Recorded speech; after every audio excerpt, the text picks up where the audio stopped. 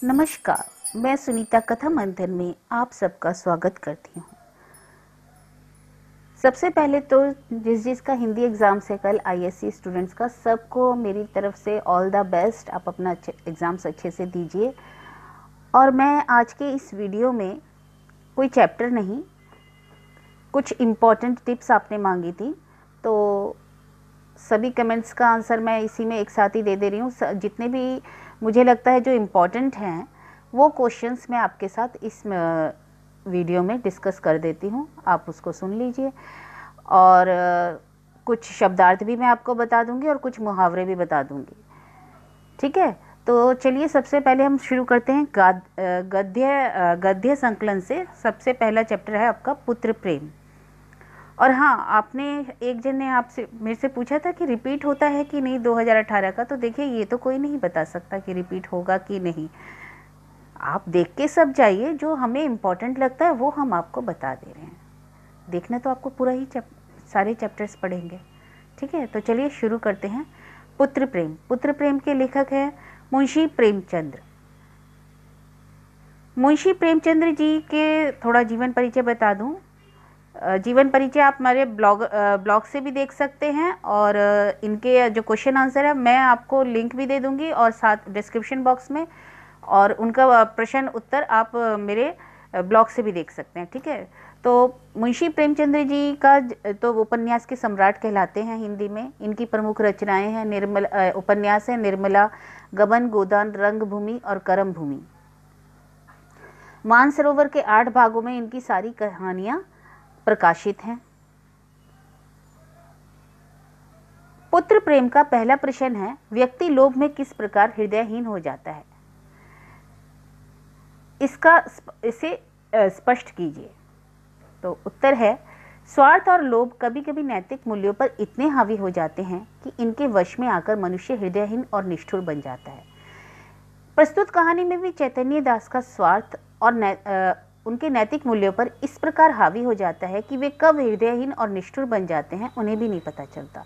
पहले तो वे अपने पुत्र प्रभुदास से बहुत स्नेह करते हैं, क्योंकि उन्हें उससे बड़ी आशाएं थी। लेकिन जैसे ही उनके मन में इस शंका का जन्म होता है कि जब इस रोग का परिणाम विदित है तो इस पर धन अपव्यय क्यों किया जाए, उनके मन में यह स्वार्थ जाग उठता है।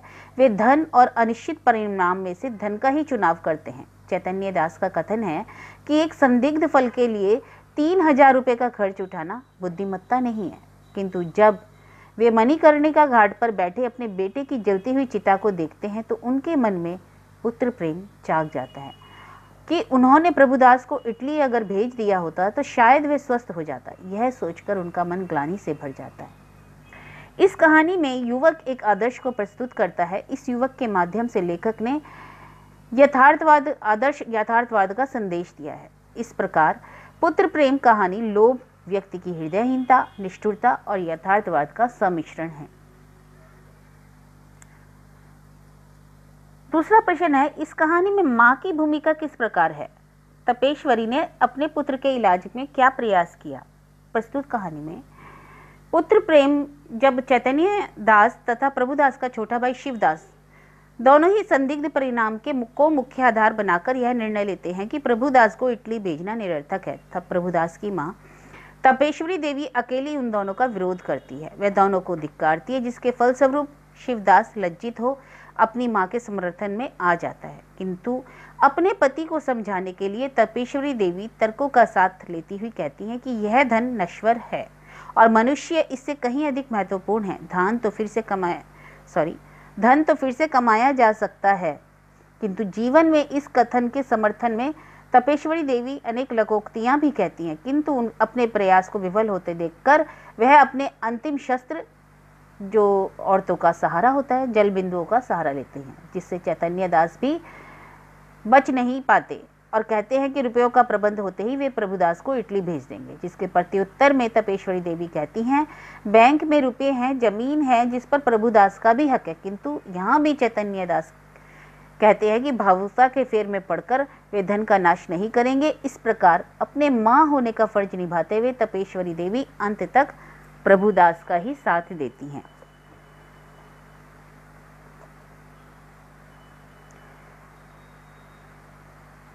कहानी के आधार पर चैतन्य दास का चरित्र चित्रण।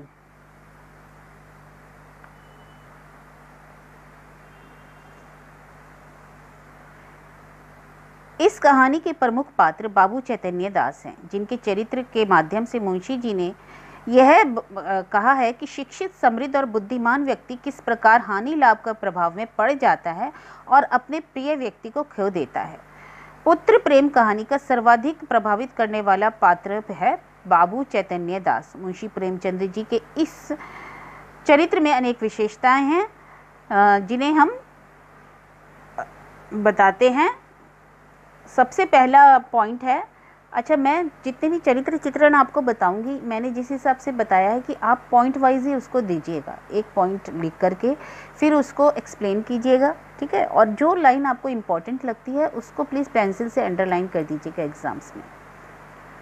तो पहला पॉइंट है शिक्षित और समृद्ध। बाबू चैतन्य दास पढ़े लिखे व्यक्ति थे और पेशे से वकील थे। वे समृद्ध भी थे तथा शिक्षा को महत्व भी देते थे। 2-3 गांव में उनकी जमींदारी थी जो कि उनको आर्थिक सुदृढ़ता देती थी।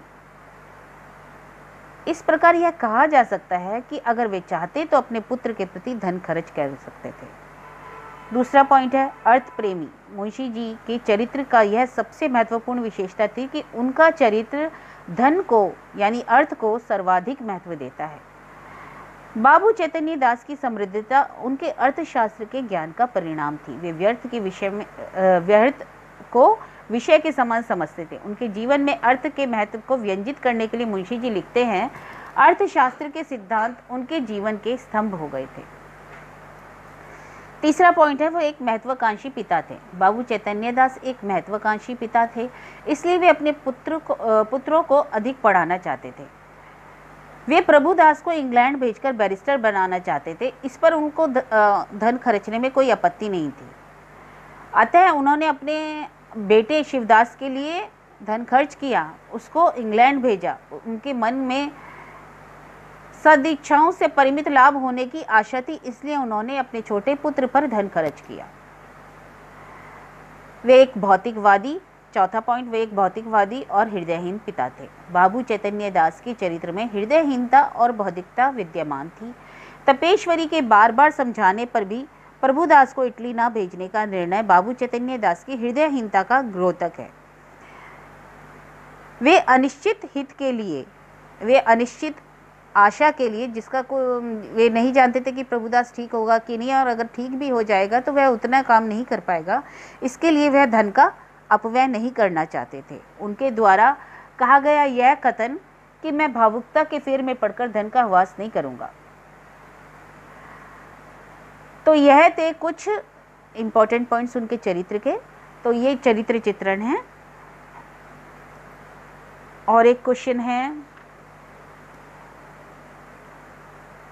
बाबू चैतन्य दास के साथ मणिकर्णिका घाट पर कौन सी ऐसी घटना हुई जिससे उनकी हृदयहीनता और आत्मशून्यता का आभास हुआ? पुत्र प्रेम कहानी में जिस महत्वपूर्ण बिंदु को उद्घाटित करने का प्रयास किया गया है वह है मनुष्य की लोलुपता। किस प्रकार उसकी हृदयहीनता, उसकी लोलुपता जो है मतलब धन के प्रति आकर्षण, धन के प्रति लोलुप होना उसके हृदय को नाश कर देता है। बाबू चैतन्य दास का यह विचार है कि पूर्व पुरुषों की संचित जायदाद और रुके हुए रुपए किसी अनिश्चित हित के लिए कभी नहीं बलिदान करने चाहिए। जहां आशा ही नहीं है वहां क्यों खर्च किया जाए, जिसका परिणाम यह निकलता है कि उनके पुत्र प्रभुदास की मृत्यु हो जाती है। चैतन्य दास अपने पुत्र की मृत्यु के पश्चात जब मणिकर्णिका घाट पर बैठे अपने पुत्र की चिता की ओर देख रहे थे, उस समय उनके मन में एक क्षण के लिए पुत्र प्रेम जागृत होता है। वे मन में सोचते हैं कि शायद इटली भेज देता तो मेरा पुत्र ठीक हो सकता था। 3000 के मोह में मैंने अपने पुत्र को खो दिया। जब वे दुखी होते हुए यह सोच रहे होते हैं कि तभी धूमधाम से ढोल और शहनाइयों के साथ होती पुष्प वर्षा के बीच घाट पर एक अर्थी उतारी जाती है। वह अपने समीप खड़े एक युवक से पूछते हैं तो वो बताता है कि वह उसके पिता की है, जिसके बीमार होने पर उनके पिता ने बहुत इलाज करवाया। जिसने जहाँ बताया वह वहाँ उसे लेकर गया। वैद्यों ने कुछ भी कोई कसर नहीं छोड़ी। उसी समय उसके साथी के मुंह से यह सुनकर कि इसने रुपयों को ठीकरा समझा, मतलब ठोकर लगा दी, घर की सारी पूंजी अपने पिता के इलाज में लगा दी। थोड़ी सी भी जमीन थी वह भी उसे बेच दी, पर इसके पिता ठीक ना हो सके। इन सब बातों को सुनकर युवक ने कहा, भैया रुपया पैसा तो हाथ का मेल है, कम से कम मन में यह लालसा तो ना रह गई कि मैंने कुछ नहीं किया, शायद कुछ करता तो मेरे पिता के प्राण बच जाते। धन से प्यारी जान और जान से प्यारा ईमान। युवक के द्वारा कही गई इन बातों और इस घटना के प्रकाश में बाबू चैतन्य दास को अपनी आत्मशून्यता और अपनी हृदयहीनता दिखाई दे रही थी, जो बड़ी भयावह थी। उनके अंदर की ज्वाला उस चिता की ज्वाला में कम नहीं थी। इस घटना का प्रभाव चैतन्य दास पर इतना गहरा पड़ा कि उन्होंने प्रभुदास की अंत्येष्टि में हजारों रुपए खर्च डाले। अब दूसरी कहानी है आउटसाइडर।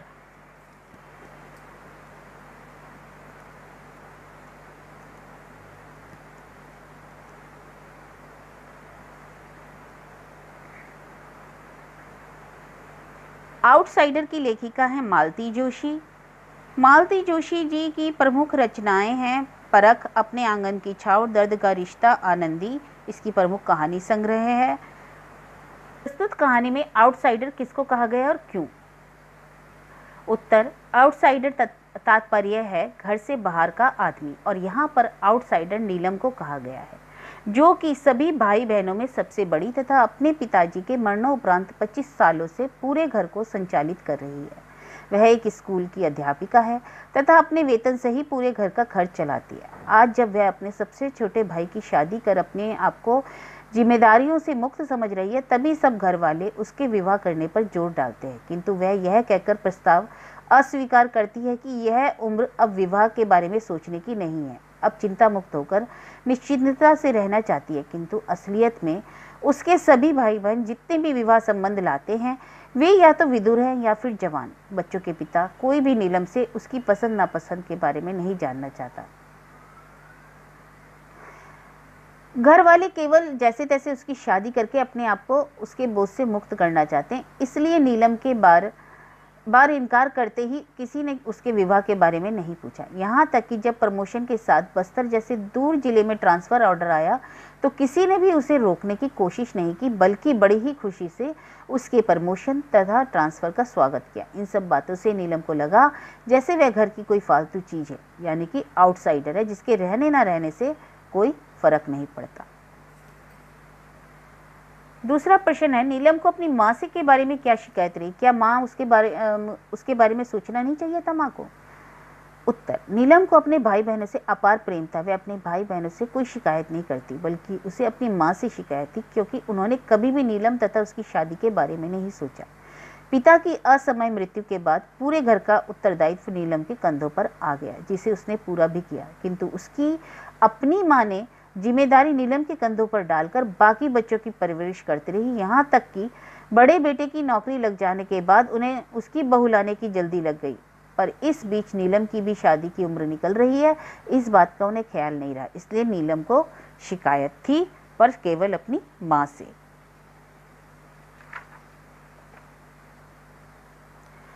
कहानी के आधार पर मुख्य पात्र नीलम का चरित्र चित्रण। कहानी के आधार पर नीलम एक निस्वार्थ भावना वाली, आत्मनिर्भर, दयालुता की भावना लिए हुए, अपने परिवार को प्रेम करने वाली, दूरदर्शी, बुद्धिमान और परिश्रमी थी।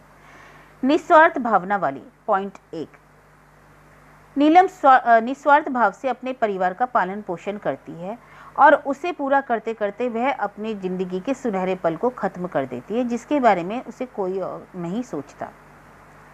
दूसरा पॉइंट है, वह आत्मनिर्भर है। नीलम अपनी 45 वर्ष की अवस्था तक काम करती रही है। उसकी आमदनी से ही घर का खर्च चलता है। उसने अपने बारे में न सोचकर केवल भाई बहनों के पालन पोषण के बारे में सोचा। वह एक कॉलेज में अध्यापिका थी तथा अपनी ही तनख्वाह से अपना एवं घर का खर्च चलाती थी। इस प्रकार हम देख सकते हैं कि वह आत्मनिर्भर है। दयालु, उसके स्वभाव में दयालुता थी, क्योंकि भाई बहनों की अनकही बातें, क्रोध भरी बातें भी सुनकर वह क्रोध न करती। उसके मन में सबके प्रति ममता थी। इस प्रकार हम देख सकते हैं वे दयालु होने के साथ साथ अपने परिवार के प्रति प्रेम भी रखती थी, क्योंकि वह एक आदर्श और अविवाहित महिला थी और अविवाहित रह करके अपने परिवार के प्रेमवश उसने अपनी पूरी जिंदगी, अपनी जिंदगी के उम्र के सुनहरे वर्ष परिवार के पालन पोषण में लगा दिए। दूरदर्शी होना, वह दूरदर्शी थी। उसे ज्ञात था कि अपनी शादी करने के बाद भी उसे सुख नहीं मिलेगा, सुख सिर्फ कल्पना की बात है। काफ़ी जोर जबरदस्ती के बाद भी वह शादी के लिए तैयार नहीं होती। बुद्धिमान और परिश्रमी, वह बुद्धिमान थी। भाई बहनों की बातों को वह बचकाना बताती है। परिश्रम का गुण तो उसके जीवन के साथ जुड़ा ही हुआ था और वह परिश्रम करने से कभी थकती नहीं।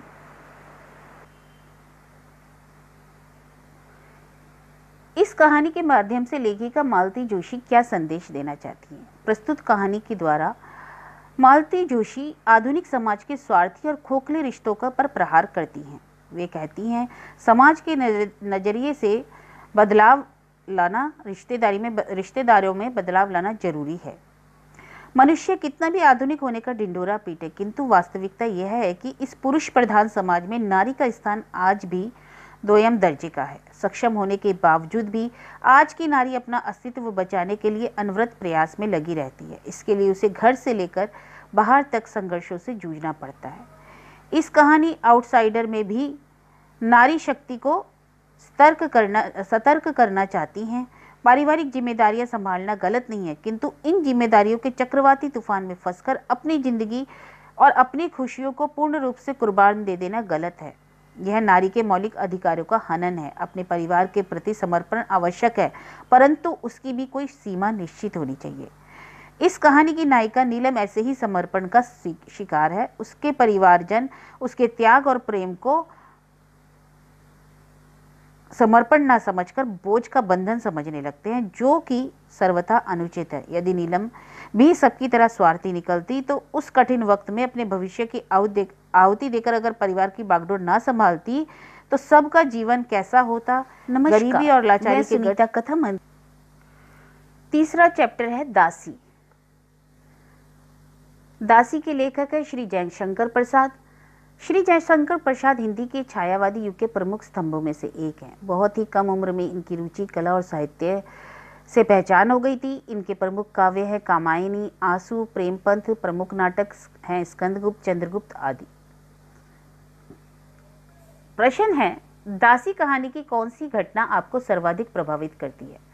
प्रस्तुत कहानी दासी में लेखक में मनुष्य की मानसिक अस्थिरता किस प्रकार उसके व्यवहार को विकृत कर देती है, इसको व्यक्त किया गया है। कहानी के अंत में अहमद द्वारा इरावती के प्रति किया गया दुर्व्यवहार जहां कहानी की दिशा को बदल देता है, साथ ही में इसके अंत को और भी रोचक बना देता है। इस कारण से कहानी की यह घटना सर्वाधिक रोचक लगती है, जिसमें एक क्षण में अहमद की मृत्यु, बलराज और इरावती के मिलन, तिलक का अपनी बहन से मिलना, सभी घटनाएं एक साथ होती हैं जो कहानी को एक पूर्ण और अंतिम पड़ाव की ओर ले जाती है। दासी कहानी में कहानीकार का उद्देश्य क्या है? दासी कहानी में कहानीकार अपने चरित्रों के द्वारा तत्कालीन समाज में व्याप्त दास प्रथा अथवा गुलामी की समस्या को दिखाता है। इसके साथ ही कहानीकार ने कहानी की घटनाओं से पाठकों को दास प्रथा के प्रति अवगत कराया है। इस कहानी में पात्रों के मनोवैज्ञानिक चित्रों के माध्यम से उनकी मनोस्थिति को पाठकों के समक्ष रखा है। बलराज की मानसिक स्थिति निराश और हताश प्रेमी की है, जिसके जीवन में जीवन का कोई मोल ही नहीं है और वह जीवन से निराश होकर आत्महत्या करना चाहता है। वहीं दूसरी ओर फिरोजा एक ऐसी गुलाम है जो गुलाम होते हुए भी जीवन के प्रति आशा रखती है। उसका विचार है कि अगर हंसा जाए तो वह जीवन को हंसकर बिताना चाहिए, ना कि रो करके बिताना में मूर्खता है। राज तिलक की मनोवृत्तियों में भयानक हलचल है। वह सोचता है कि जीवन कितना बनावटी और छल कपट से भरा हुआ है। इस प्रकार कहानीकार ने अपने पात्रों के माध्यम से केवल इतिहास व सामाजिक विसंगतियों को ही नहीं, अपनी कहानी का उद्देश्य नहीं बनाया, बल्कि उसके साथ साथ मानव की मन की संवेदनाओं को भी पाठक के पास तक पहुंचाया है। यह एक भावना प्रधान कहानी है। इस कहानी के माध्यम से कहानीकार ने एक ऐतिहासिक और आदर्शवाद को प्रस्तुत करने की कोशिश की है। कहानी के द्वारा प्रसाद जी यह संदेश भी देना चाहते हैं कि जहां दास प्रथा व गुलामी जैसी समस्याएं हैं, वहीं बलराज का फिरोजा के सम्मान की रक्षा करने की प्रतिज्ञा और उस समाज में आशा की किरण थी जो नारी के सम्मान से बढ़कर के कुछ नहीं मानती है। इस संदेश द्वारा स्पष्ट होता है कि भले भारत अस्थिर रहा हो, पर वह तब भी महान था जहां नारी के सम्मान के लिए बलिदान तक दिया जाता है।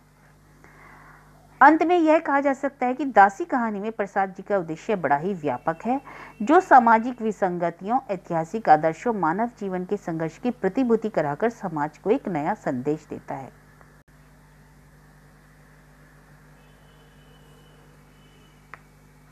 दासी कहानी की प्रमुख पात्र फिरोजा का चरित्र चित्रण।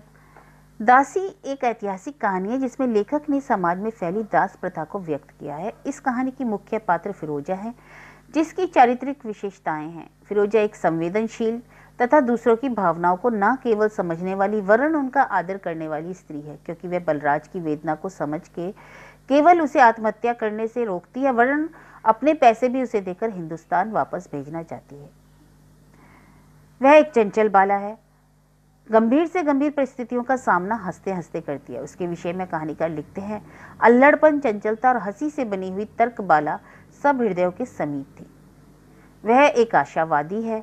जब बलराज अपनी परिस्थितियों से निराश होकर आत्महत्या करना चाहता है तो फिरोजा को पूर्ण विश्वास है कि वह एक न एक दिन इस गुलामी के दिन अवश्य खत्म हो जाएंगे। फिरोजा एक स्वाभिमानी ही नहीं, एक सच्ची प्रेमिका भी है। वह अहमद से सच्चा प्रेम करती है, किंतु जब वह इरावती से अभद्रता करता है तो उसे छोड़कर चली जाती है। किंतु अहमद की मृत्यु के बाद उसकी समाधि की आजीवन दासी बनकर सेवा करती है, जो उसके अद्वितीय प्रेम को दर्शाता है। इस प्रकार फिरोजा का चरित्र दासी कहानी में न केवल महत्वपूर्ण योगदान देता है, बल्कि दासी कहानी में कहानीकार के उद्देश्यों की पूर्ति को भी सफल बनाता है।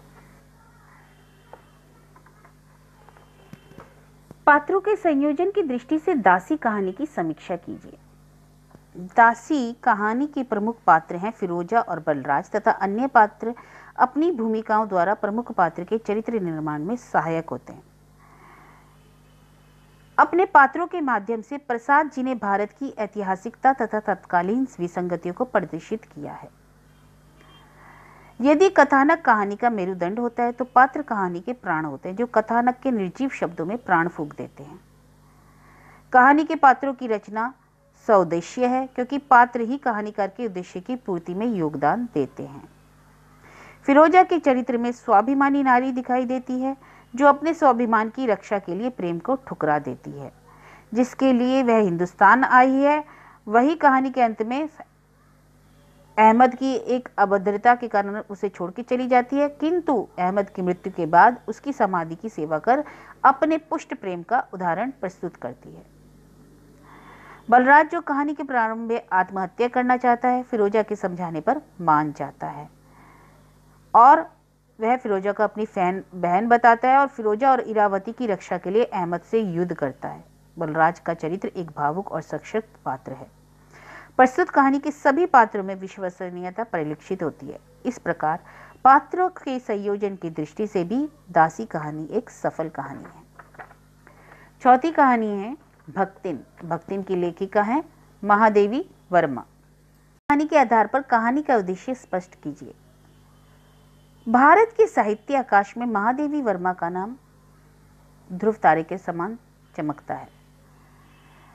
कवि निराला ने उन्हें हिंदी के विशाल मंदिर की सरस्वती कहा है। भक्तिन कहानी महादेवी वर्मा द्वारा रचित श्रेष्ठ कहानियों में से एक है। इस कहानी में लेखिका ने यह दिखाने का प्रयास किया है कि एक ग्रामीण महिला किस प्रकार अभावों, जिम्मेदारियों व प्रतिकूल परिस्थितियों का सामना करते हुए एक भावनात्मक संबंध बना लेती है। भक्तिन कहानी में भक्तिन का जल्दी विवाह हो जाना, उसका अशिक्षित होना, उसकी बेटियों के प्रति दोहरा रवैया, पंचायत में अन्यायपूर्ण तरीके से उसकी बेटी का विवाह आदि अनेक सामाजिक कुरीतियों को उद्घाटित किया गया। इस कहानी के द्वारा लेखिका ने सामाजिक समस्याओं व स्त्री पुरुष के प्रति किए जाने वाले भेदभाव को भी पाठकों के समक्ष रखा है। लेखिका यह बताना चाहती हैं कि जिस प्रकार किसी की सार्थकता में ही हमारा सारा सुख दुख निहित हो जाता है, तो ऐसे समय में संबंध को सीमा की परिधि में नहीं बांधा जा सकता। इसी को पाठकों के समक्ष प्रस्तुत करना लेखिका का एक उद्देश्य है। भक्तिन की प्रमुख चारित्रिक विशेषताएं हैं पिता से प्रेम करने वाली स्त्री। भक्तिन जो कहानी में नाम है उसका लक्ष्मण, वह अपने पिता से बहुत प्रेम करती है। उसके पिता भी उससे आघात प्रेम करते हैं। इस कारण उसकी विमाता ने जब उसके मरणांतक रोग का समाचार उसको तब भेजा जब उसके पिता मर गए। तब वह पिता को ना पाकर सीधे ससुराल आ जाती है और सास की खरी खोटी सुनाकर पति के ऊपर गहने फेंक कर वह अपने पिता के विछोह की प्रकट करती है। भक्तिन पति की प्रिय है। भक्तिन को अपने पति से बहुत प्यार था और पति भी अपने पत्नी को बहुत प्यार करता था। जहां एक और उसकी जेठानियां अपने पति से बात बात पर धमाधम पीटी कूटी जाती थी, वहीं दूसरी ओर लक्ष्मण के पति उसे कभी उंगली से भी नहीं छूते। इस प्रेम के बल पर ही वह अलग हो जाती है अपने परिवार से। कर्मठ होना। भक्तिन बहुत ही कर्मठ थी। उसने अपने पति और दामाद की मृत्यु के बाद भी अपनी बेटी के साथ मिलकर अपनी संपत्ति की देखभाल की। उसकी कर्मठता पर तब ठेस लगती है जब वह नए दामाद के व्यवहार के कारण लगान ना दे पाती है, जिसके कारण उसे आधे घंटे तक धूप में खड़ा रहना पड़ता है। आत्मविश्वासी होना। भक्तिन में आत्मविश्वास कूट कूट कर भरा है। भक्तिन के चरित्र की इस विशेषता के संबंध में सिर्फ इसी बात से जाना जा सकता है कि लेखिका ने कहा कि वह दूसरों को अपने मन के अनुसार बना लेना चाहती है, पर अपने संबंध में वह किसी प्रकार के परिवर्तन की कल्पना तक संभव नहीं करती। इस प्रकार भक्तिन का चरित्र पूरी तरह से लेखिका के उद्देश्यों की पूर्ति करता है।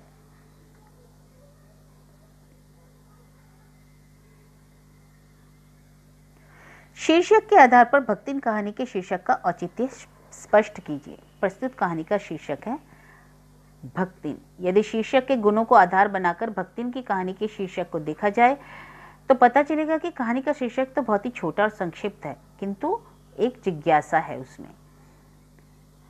इस कहानी की प्रमुख पात्र है भक्तिन।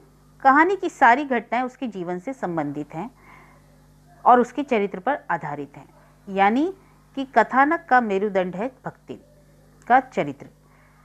कहानी के आरंभ में ही सबसे पहले भक्तिन का वर्णन किया गया है। भक्तिन के जीवन को 3 अलग अलग परिच्छेदों में बांटा गया है। पहले परिच्छेद में उसके जीवन की प्रारंभिक अवस्था, उसकी व माता द्वारा किए गए अत्याचारों की गाथा है। भक्तिन के पिता की मृत्यु तक की कहानी है। दूसरे परिच्छेद में सुख की अपेक्षा दुख ज्यादा है। इस परिच्छेद में वह 2 लड़कियों को जन्म देती है और इसमें बताया गया है कि भक्तिन का पति उससे बहुत प्रेम करता है। अंत में वे अपने परिवार से, इस प्रेम के कारण वे अपने परिवार से अलग हो जाती है और अलग होने के बाद वे अपने पति के साथ बड़े सुख से रहती है। लेकिन यह सुख अधिक समय तक नहीं रह पाता। पहली बेटी के विवाह के उपरांत ही उसके पति की मृत्यु हो जाती है। पति की मृत्यु के बाद भक्तिन के सास ससुर ने उसे सुई की नोक के बराबर भी जमीन नहीं दी और दुर्भाग्य ने वहां भी उसका पीछा नहीं छोड़ा।